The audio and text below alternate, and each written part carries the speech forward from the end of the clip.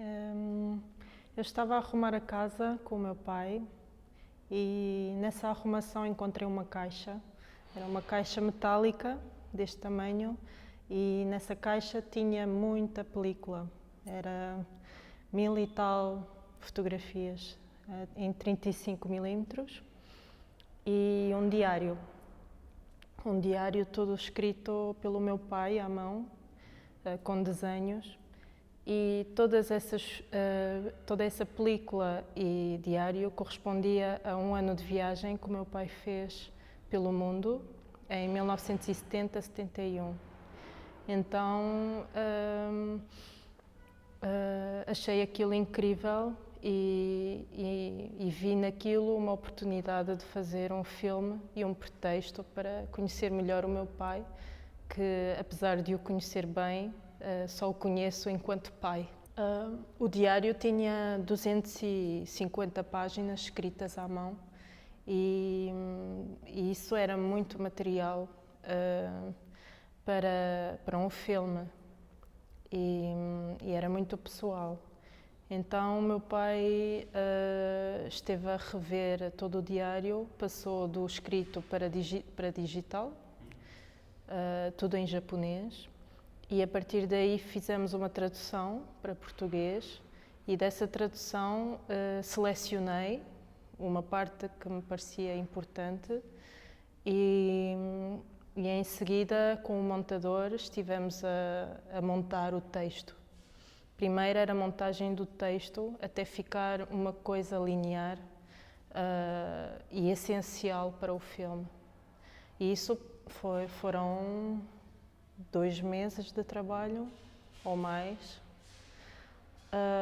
e só isso já é um grande distanciamento, porque há uma condensação, há uma filtragem muito grande do material escrito e depois as fotografias já são distantes por elas, porque não dá para perceber onde é que são muito de paisagem e essa parte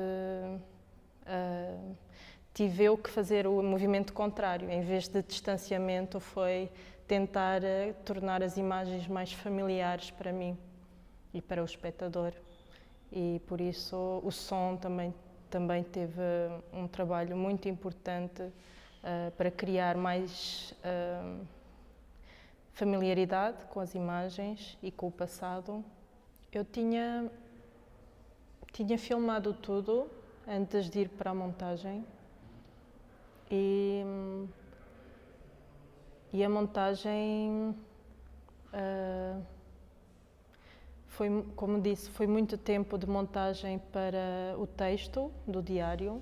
Isso era essencial para entendermos a estrutura do filme e uma vez com a estrutura delineada, passamos às imagens e foi um pouco compor o texto com as imagens. E foram 5 meses de montagem no total, mas foi um processo muito, muito difícil e muito trabalhoso.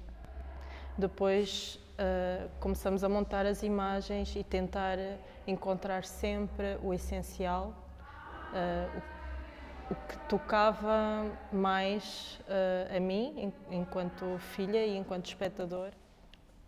O meu pai já tinha participado num filme, no meu filme anterior, porque o meu filme anterior é sobre a viagem que eu e os meus pais fizemos do Japão para Portugal. Por isso ele já estava habituado a essa ideia e aceitou.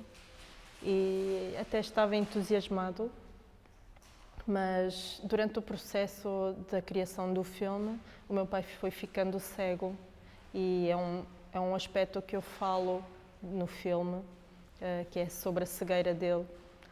E por causa da cegueira ele foi ficando frustrado e foi muito difícil porque ele não queria ser filmado, estava sem motivação e foi um processo muito doloroso ser filha, mas ao mesmo tempo ser realizadora e tentar convencê-lo e animá-lo a fazer o filme. Mas no final, quando foi a estreia no DOC Lisboa, em Portugal, ele foi à sessão do filme e, apesar de não poder ver como gostaria, por causa dos olhos, conseguiu ouvir.